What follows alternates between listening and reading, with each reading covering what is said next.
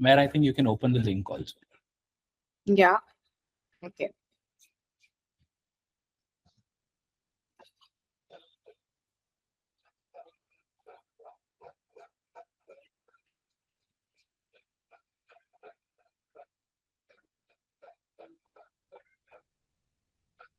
I checked the open thing. Yeah.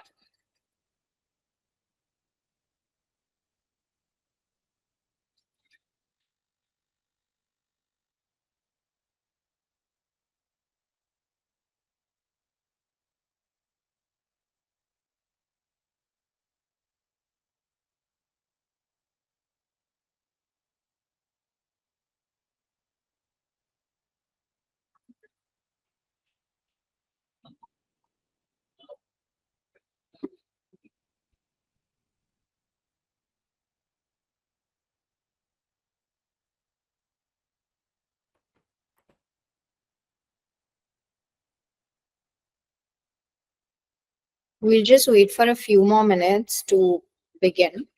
We'll wait for a couple more people to join in. We should start soon.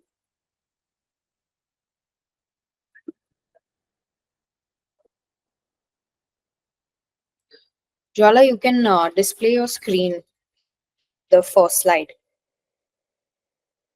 and you can unmute yourself as well.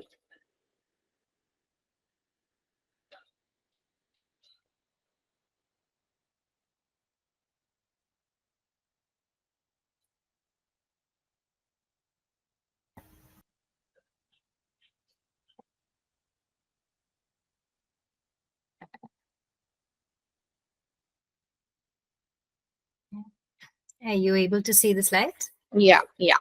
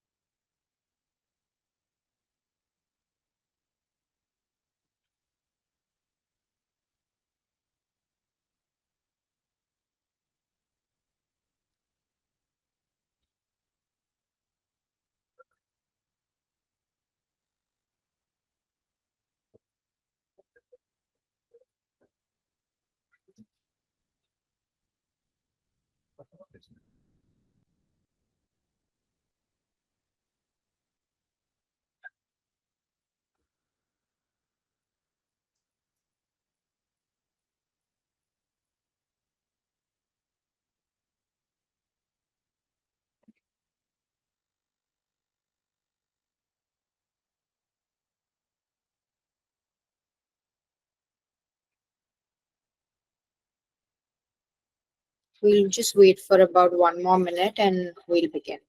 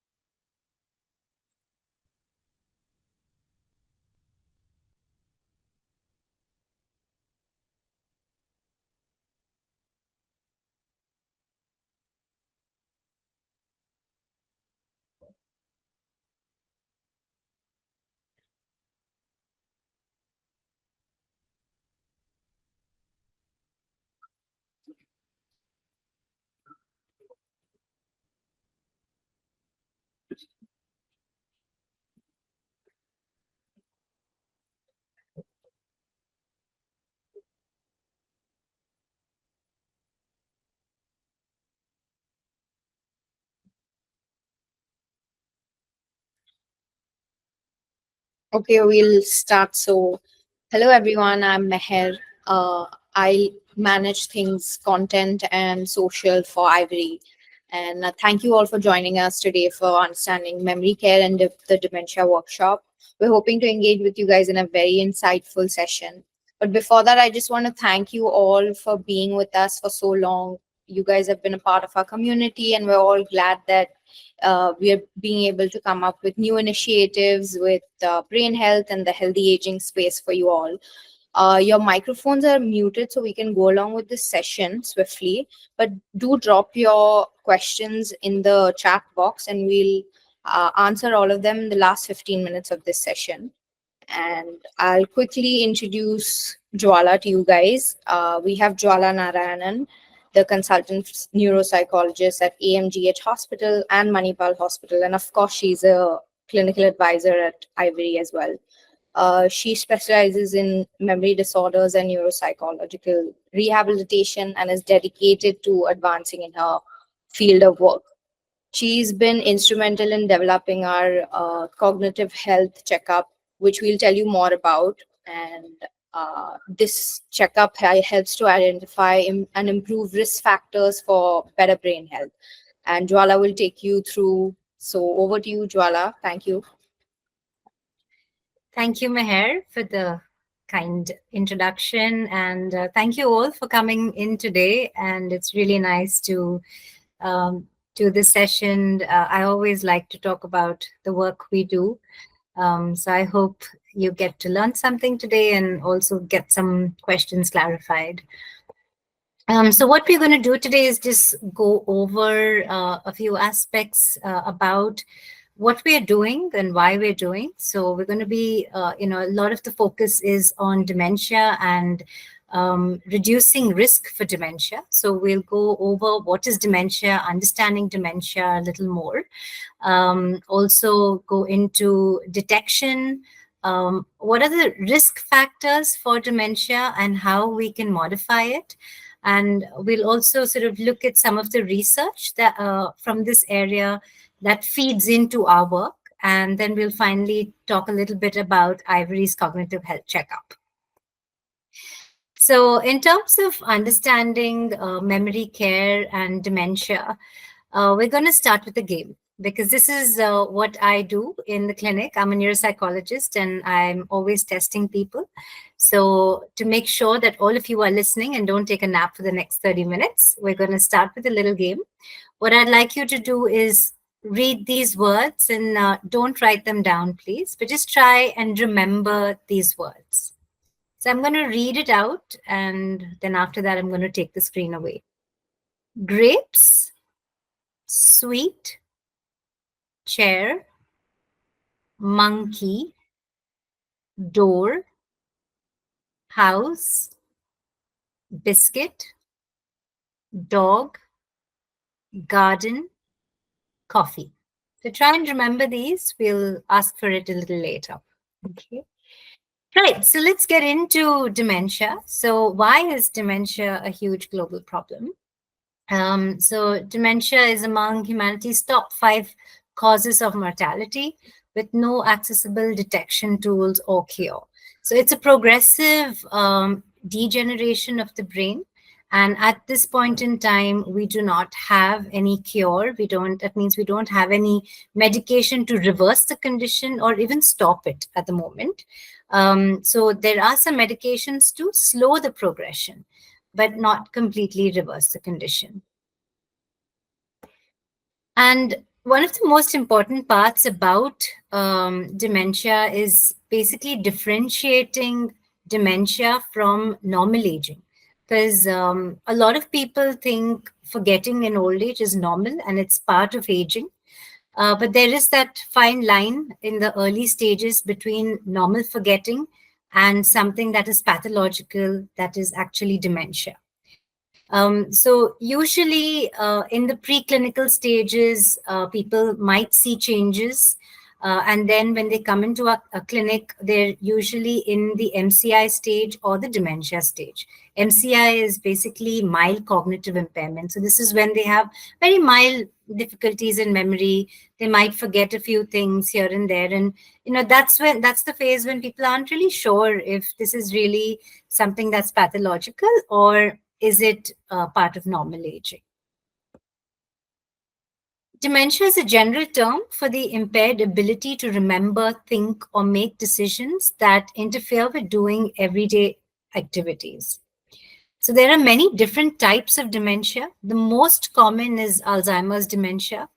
And then you have a few others: vascular dementia, dementia with Lewy bodies, mixed dementia, frontotemporal, Parkinson's. So a lot of the times Parkinson's disease can lead to a dementia. And we'll speak a little more about the different types of dementias.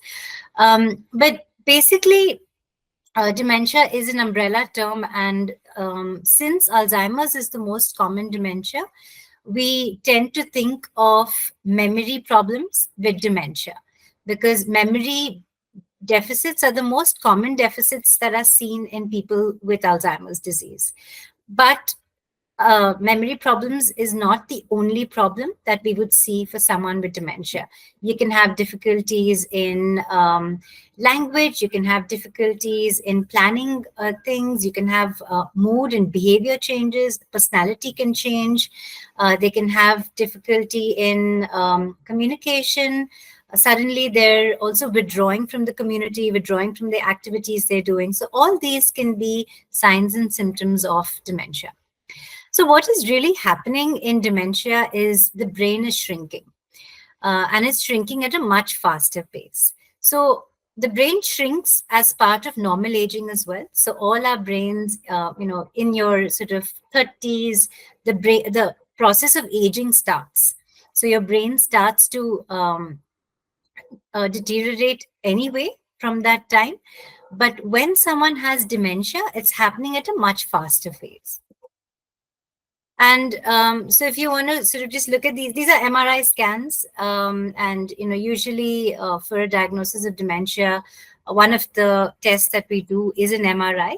So the top row of the scan, that's a normal brain. And the bottom row is basically a patient with dementia. So you can see how there is more black spaces. Those dark spaces are basically saying that the brain is shrunk. And on top, you can see that the dark spaces are fewer, which means the brain is more full. So there's not much of shrinkage. Okay. So before we go in any further, I'm going to try and wake you up again. So can you tell me which word is not written in the color it names? You can maybe just put it in the chat box.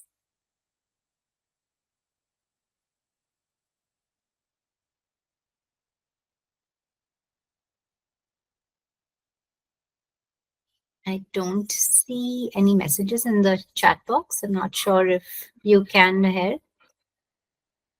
Okay. Yes. Okay, that's great. That's just to make sure you're paying attention to me. Okay. So how can early detection of dementia help? And why are we looking at detecting dementia early? Because early detection of Alzheimer's can impact the management and progression of the disease, offering significant advantages for patients and their families in terms of medical care, emotional support, and planning for the future. Also, a lot of the times, someone can look like they have dementia, but you have a lot of reversible conditions.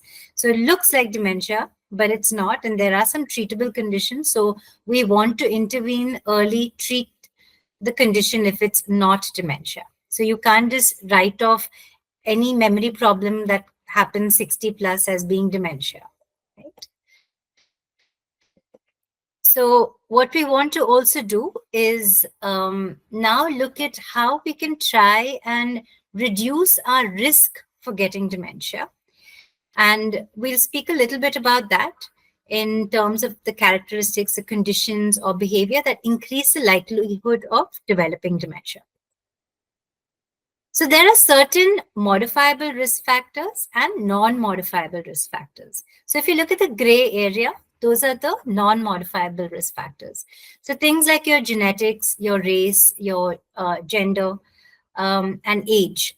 These are factors that we quite, can't change, and it's fixed. So they might put us at a certain risk for dementia, but the modifiable risk factors, which are much more and play quite a big role, these are factors that we can actually manage and work on so that we can reduce our risk for getting dementia. So there is a lot of research that's sort of led us to believe that we have these risk factors that we can modify and reduce our risk for dementia. So one of the studies that was done early and started in 1986 was a beautiful study studying nuns. And what they looked at is they followed them through, looked at their lifestyle. They also made them keep journals. So they were looking at their journals, looking at how they lived their life. And what they also did was, because now we have a lot more, diagnostic tools for Alzheimer's, but a confirmed diagnosis is usually only at autopsy. That is, after a person dies, they look at the brain tissue and then they see if they have dementia or not, Alzheimer's or not. So they also did these tests with the nuns, and what they found was their early education, their lifestyle, and the disciplined lives, their purpose that they had in their life, and also how they followed a routine and doing a lot of community work. Those factors seem to keep the dementia symptoms at bay, because some of them still had Alzheimer's pathology after they died in the brain, but they never showed symptoms. So that was a very promising study and has really contributed a lot to our understanding of dementia. So we realized that cognitive reserve is something that is very important. So now we also know that people who are bilingual tend to have more cognitive reserve. So if you're bilingual, then you can actually put off getting dementia by a few years than someone who is monolingual. So when we talk about cognitive reserve, it's about education, it's about being bilingual, about all the skills that you do. So if you're someone who's just doing your work 24/7, then it's time to wake up and do other things as well to give your brain that cognitive reserve. Another important study is the FINGER study, and this was an intervention study. So what they really looked at is they followed about 1,260 participants between the ages of 60 to 77 for 2 years, and they gave them, nutrition advice, exercise, cognitive training. So basically your mental games, brain games, social activities, and also worked on reducing all the vascular risk factors that they had. So this was trying to reduce blood pressure or cholesterol, very fixed factors that can affect your blood circulation. And what they actually found was that these people had cognitive benefits at the end of 2 years. They reduced their cardiovascular events. They were more physically active, lower risks of functional decline, lower risks of chronic diseases, better health related to quality of life, and of course, you have better economical benefits as well. So when we're looking at dementia and lowering our risks for dementia, the brain on the left is a healthy brain and the brain on the right is someone with Alzheimer's disease. So things like having a poor diet, lots of processed food or sugar or oily food is definitely not something that's good for you. Living a sedentary life, not moving about, not doing any exercise, poor sleep, chronic stress, no cognitive stimulation. So you're just sitting watching TV all day or on the phone all day is not enough cognitive stimulation. And loneliness is something that we've realized, especially post-COVID, that can really affect the way dementia manifests. So it's quite important to be socially active and engaged with people. So in terms of food, so these are some of the good foods: whole grains, fish, chocolate is dark chocolate, so we don't want to do too much sugar. Green tea, eggs, nuts, oyster mushrooms, berries, cabbage. Also, in the Indian context, things like amla, walnuts, then drumstick. Those are supposed to be foods with a lot of antioxidants, so that's quite good for the brain. And what we also need to do is, keep our brain mentally active and sharp. So some of the things that we usually suggest is reading, because reading really builds your vocabulary. It also connects a lot with your creativity because you're thinking, you're imagining as you're reading, especially fictional stories. You need to remember what you read. So it's really exercising the brain when you're reading a book. Learning new languages, listening to music, learning a new skill. I always tell the men, after when you're coming sort of towards retirement, it's good to engage in housework, start cooking. Those are all good activities to learn and to keep your brain engaged, especially if it's something you've never done before. And of course, engage with puzzles, games. Those are good activities for the brain. Um, as I mentioned, it's also really important to be socially engaged, and I think people don't realize how important it is for the cognition when you're also meeting people and socially interacting with people. Because if you meet someone, you are engaging your language because you're talking to them. You're engaging your memory because you're sort of trying to think back and see, okay, what did I, speak to them last time? What was the conversation about? So there's a lot of cognitive stimulation that happens when you are engaging with people socially. Also things like, what can I say? What can I not say? So you're activating the whole brain, basically. So what you could do in increasing your social activity is to join a group, teach something. I always feel when I meet people, in their 50s, 60s, they've just seen so much, they've done so much, there's so much to share. So I think it's really important to try and connect with the right people so you can share what you've done, volunteer somewhere, use technology to stay connected if you're not able to get out of the house. And one of the most important things also that contributes to brain health is physical health. So if you are physically active, it really helps with creating new neurons, new pathways, neuroplasticity, and also releases a lot of good neurotransmitters in the brain, the happy neurotransmitters. And also, if you can do this in a group, it can be more fun and more enjoyable. So as I just mentioned, there's a lot of research. This is not something that we've just sort of made up overnight, even though it seems like a very logical way of leading your life. But there is a lot of research to show that these are interventions that can help reduce the risk of dementia. So basically, to conclude, multi-domain interventions combining diet, physical activity, cognitive training, and health monitoring show significant promise in reducing the risk of dementia. Okay, so I was wondering if we can do a quick word recall. Does anyone remember the words? So maybe for this one, don't type it in the box. If anyone wants to unmute themselves and just give any of the words that they remember.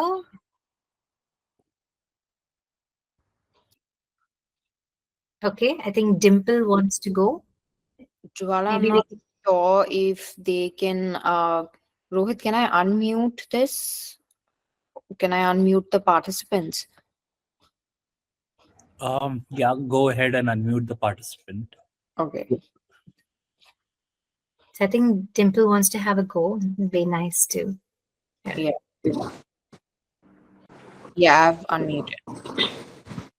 Hi. Okay. The first word was great. Sweet.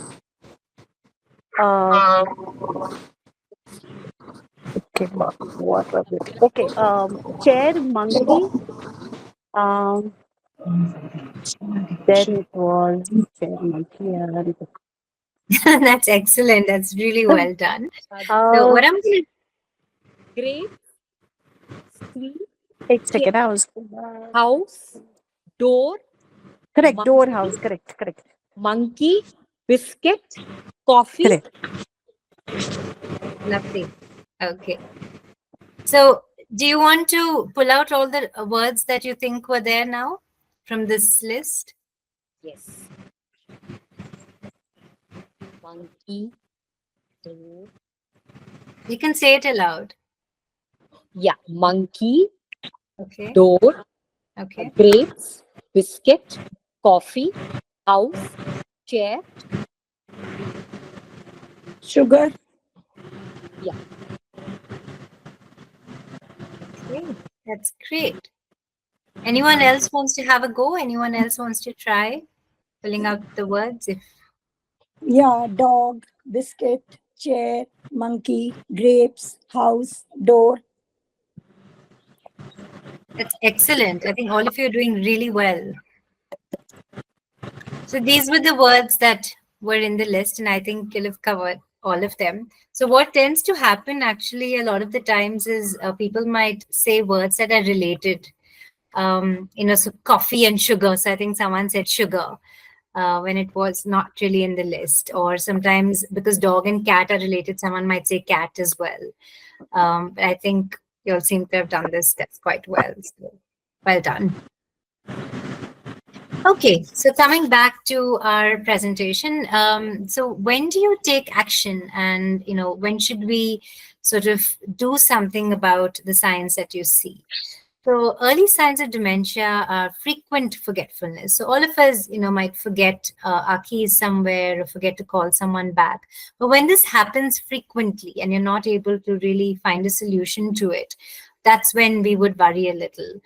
When you're misplacing items, but again, frequently. So that's really quite important to remember.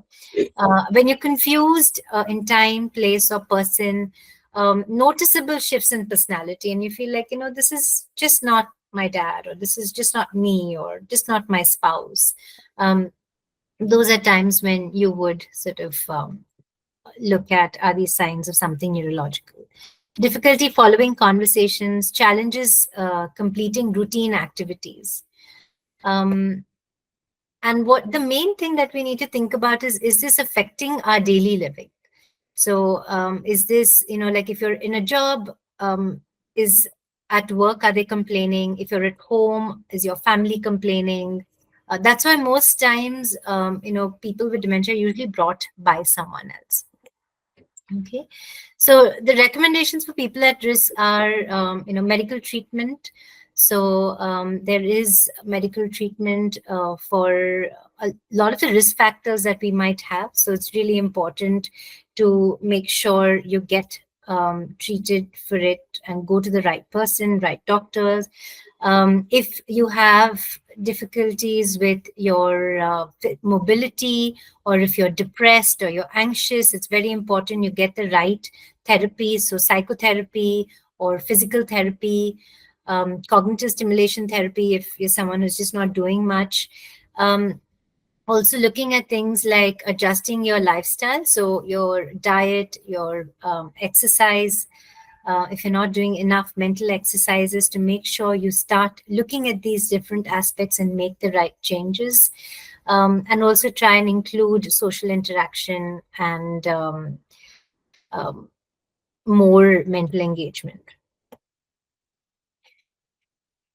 So I just sort of want to speak a couple of minutes about what we've put together, the cognitive health, Ivory's cognitive health checkup. So this is basically a test to see how you're doing and where you are with regards to your risk factors. So it's neuroscience-led cognitive assessments. We have a health and lifestyle risk assessment. We also do a blood test if you haven't done it recently, and you also have a neurocounselor consultation. So what you do is you get through these tests, which you do online, and then you meet with our neurocounselor who would also ask you a few more questions. And then we sort of give you a comprehensive cognitive health report, which then will highlight if you have any risks for dementia. And if you do, then we also give you suggestions on what you can do for it. So there's a number there. And if you are interested, you can contact us on this number or email us, please. And also we have the Ivory app, which is a lot of fun. I get on it myself sometimes. So when you can play games, there are riddles. You can also see your own workouts and how you're doing. You can also sort of see how if you're sort of doing it every day. So it's a good reminder to make sure you get your little bit of cognitive boost every day.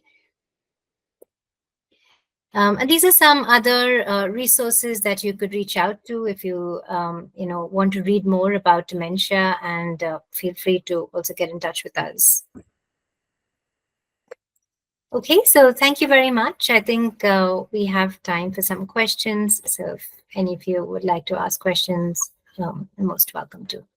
You can drop your questions in the chat box. Jwala will take it from here. And should I stop presenting so we can also see everyone? Yeah.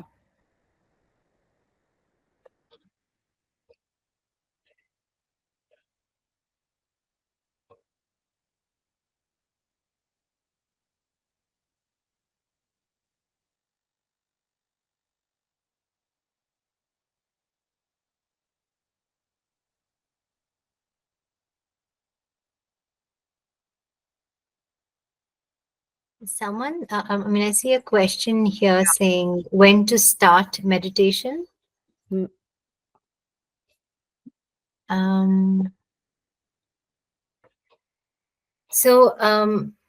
I think there's no time to really start meditation if you're asking with regards to what age. I have young children, and I think it's very good for them to meditate. I like meditating myself. I think what meditation does is it really helps you focus on the moment and the present, and it really helps improve your attention span. So I think this is something that you could do at any age.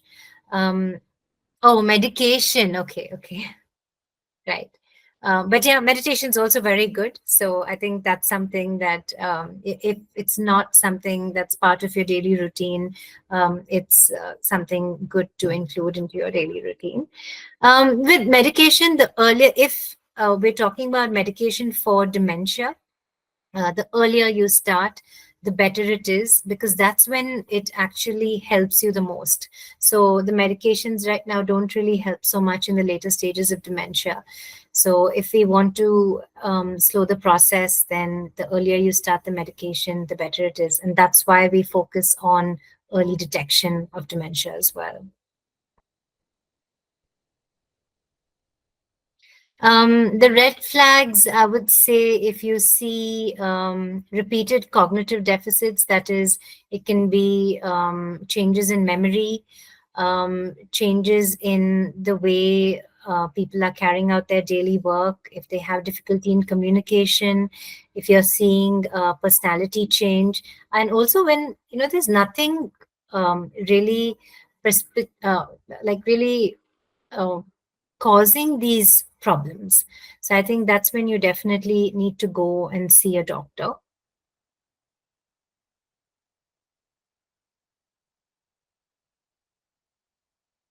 Okay, how important is a genetic factor in dementia cases? So genes do play a role, but as I always tell patients who come in, that we do have a lot of people who come in who have a family history of dementia, but we also see a lot of people who don't have any family history. And just because someone in your family has dementia, you don't necessarily will have dementia. So, and that's why we focus so much on the risk factors as well, because if you do tend to have a good cognitive reserve, if you do tend to lead a really healthy life, even if you are at a risk for dementia, you can put that off for some time. How to increase my concentration, because that's a problem with me nowadays. Yeah, I think that's a concentration with I mean, that's a problem with a lot of us. If you see, our lives are sort of becoming like that now, because you know, we all the videos that you watch have to be like, are made to be just 1 minute long, because it doesn't want our attention span to sort of increase. So it's really important to, I feel, consciously spend time doing one thing at a time. That's why the meditation, the mindfulness really helps. When you are able to focus on a task long enough without getting distracted, without switching to something else, it's a really good way of increasing your attention span, especially the mundane tasks, especially boring things. So, when you're sitting and doing something and you're getting bored, our immediate reaction is to turn on something, or turn on some music, or turn on a podcast so that you can get through the activity.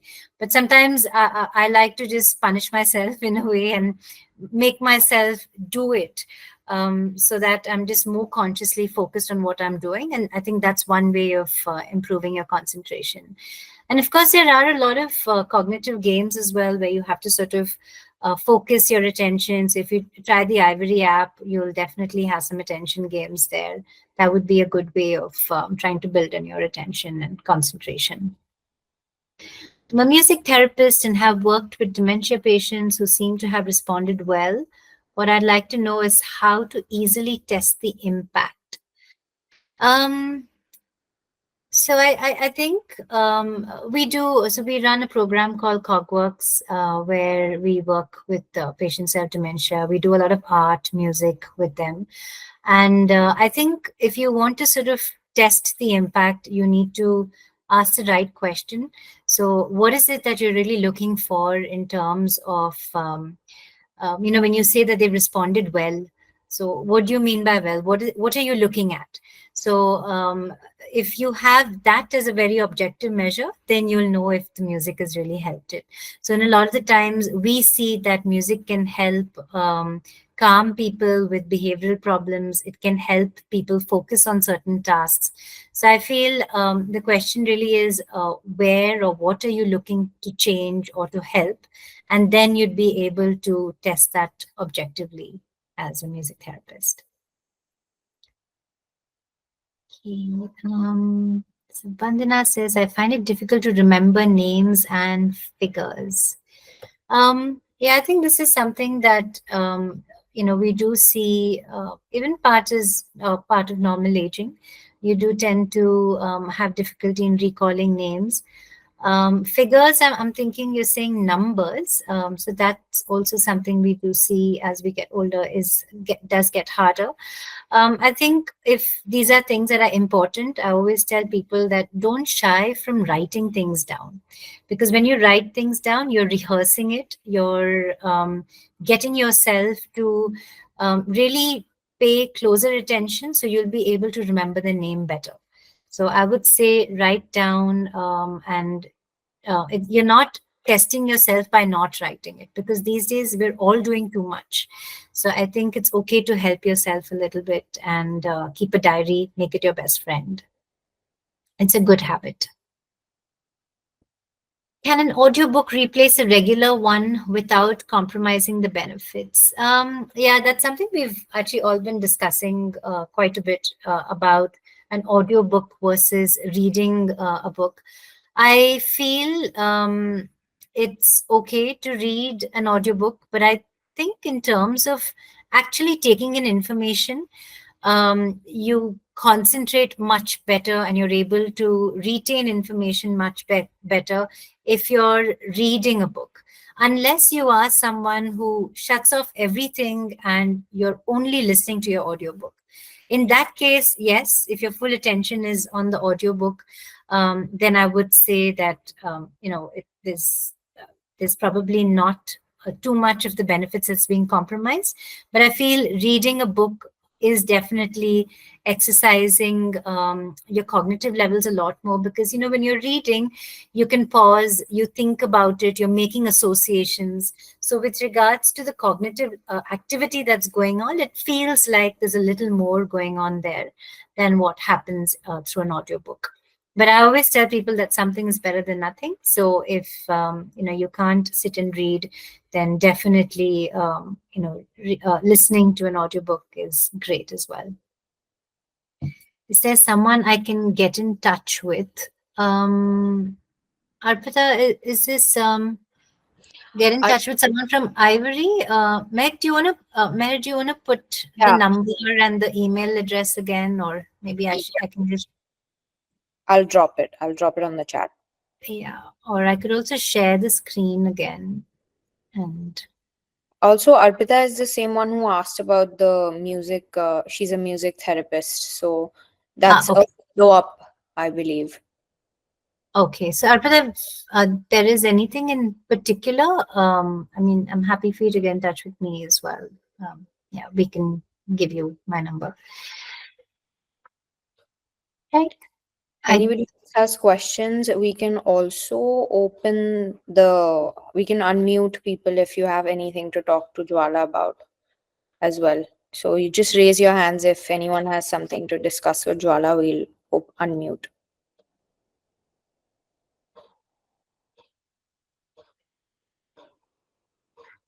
Also, Isaac is here. Hi, Isaac, what's up? I can unmute, hold on. Yeah. No, I don't need to talk. I mean, let the session continue. Thank you once again for just like being with Ivory's journey all this while. I think some of you have been with us for like more than a year, some of you 6 months odd. Yeah, glad to be doing sessions like these again. Let the Q&A continue. Yeah, Arpita has raised her hand. Yeah, Yeah, sorry, I'm asking about the same question. Basically, I work mainly in old age homes, and a lot of people give me very positive response. Now, I can't make out whether it's because they're feeling good or because it's actually made a difference. That was my question, really. When I asked about what exactly, how exactly can we measure the difference? Yeah. I think if they're feeling good itself is an impact, and I think that definitely goes a long way with older people, especially because if you feel better, then you do better cognitively. If your mental health is good, your brain health is good.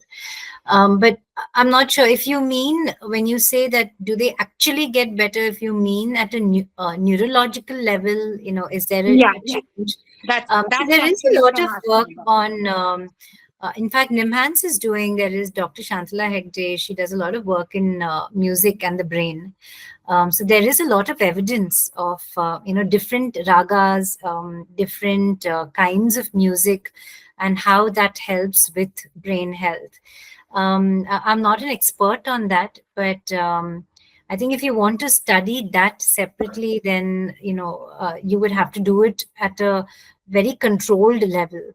But I think if you're a music therapist, to share this with you, it's just that I have actually worked at the ITC Sangeet Research Academy, assessing the developmental and therapeutic impact.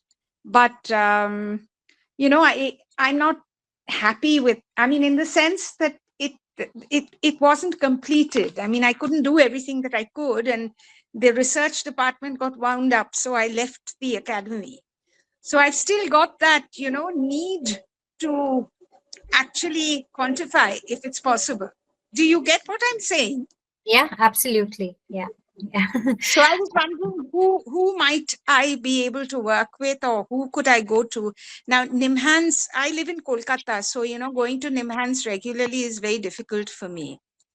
But if I could do it online with somebody, that would work.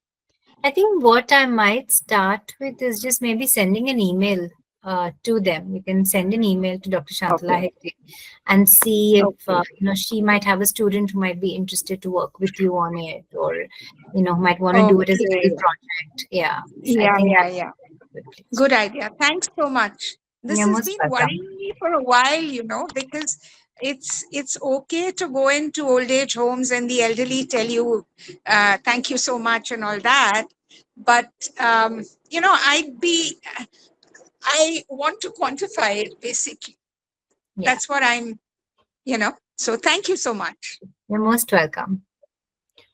Jwala, we have 2 more questions in the chat box if you want to take them. Sure. Yeah. I feel sleepy and find it hard to concentrate while reading a book. How bad is my situation? It's not bad at all. Maybe you should try changing the book. Yeah, I think, reading is a habit that actually needs to be built. So for a lot of people who are not in the habit of reading, it's like a muscle that you can build. So I always tell people, start with something that interests you. Start with really short stories. So firstly, I always tell people, if you're reading a book for cognitive stimulation, try and pick up something that's fictional. Because, when we read the newspaper or magazine, it doesn't matter and you can just forget about it. But when you read a book that you have to follow through, you have to remember the characters, you have to remember the connections. So there's a lot more exercise happening in the brain. So, and if you're someone who's not going to be able to sit through like a 400-page book, just start with short stories and then slowly build on that. So you start with short stories, you start with like a 100-page book, and then slowly increase that. And pick a topic that interests you, whether it's murder or it's romance or crime or whatever interests you, and then you can build on that habit. Sorry, did someone say something? No, but we have another one. Yeah, how do we know it is Alzheimer's or dementia? Yeah, so this is a question we get asked quite frequently. So dementia is an umbrella term. So basically, you have more than 100 types of dementia. Alzheimer's is one type of dementia. So if someone has a diagnosis of Alzheimer's, it means they have dementia. You have something called frontotemporal dementia, which basically starts with the frontal areas and the temporal areas of the brain. Then you can have something called vascular dementia, which is more related to the blood circulation in the brain. That causes degeneration. So Alzheimer's is a type of dementia, and it's not different from dementia. And the most common symptom of Alzheimer's is memory problems.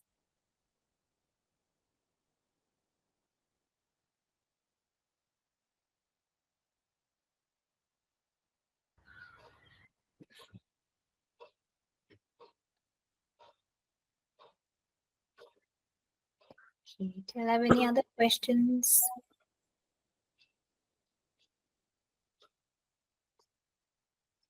Is PL Dingra, did you just wave to ask a question? Yeah. Yeah. Do you want to unmute yourself if you have a question? Yeah.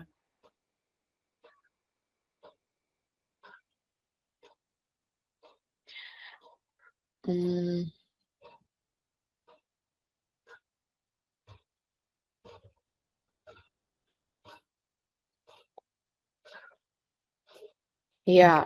Mr. Naresh Dholakia. Do you want to unmute yourself?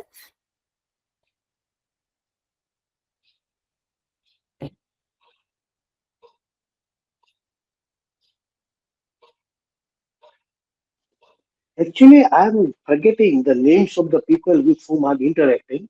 Earlier, it was not the question. As of now, I am 62 years old. Yes. So naming can be a problem even in people who are aging normally. I think if this is happening too frequently and if it's happening a lot, then it might be a good idea to get a test done. Or also, just naming is not something I'd be worried about. I would also look at other things that you might be forgetting. So like conversations, or someone came home the previous day and you completely forget that whole incident, then that is something I would be concerned about. Also, if you are forgetting someone's name 2-3 times, and then when someone tells you the name, it doesn't sound familiar, that would be something I would be concerned about. But if it's sort of familiar to you and you're like, oh yeah, that's that person's name, then I wouldn't be too worried there. Yeah, concern is that sometimes if I don't meet my daughter for 1 or 2 months, thereafter when I meet her, I have to take a lot of labor to remember her name. Okay. Maybe you can also do the Ivory health checkup if you feel like there are some tests in there, and you might have a chat with our neurocounselor. So if there's anything that we pick up from that, then we can give you some more suggestions. Okay, thanks for the suggestion. Yeah, I will do. sure.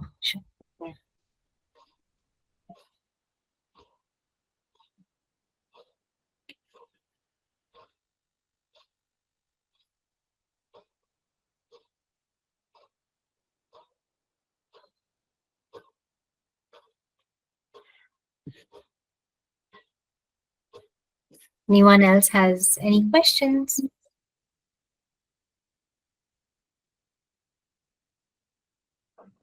Looks like we can wrap. Sure. Thank you, Jwala, for doing this. As always, being so patient with everyone and being available to address some very specific queries. If you do have any follow-up questions as well, you're sleeping, thinking about the session, watching a recording of this, feel like some question has gotten unanswered, please feel free to reach out to us, support@liveivory.com, and some of you already interact with us on the community, so please feel free to do that. Meher, over to you.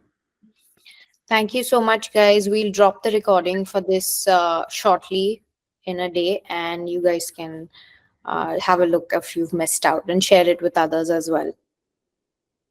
Thank you so much, guys. Thank you. Thank Bye. you. Bye. Bye. Yeah, bye-bye. Thank you. Thank you.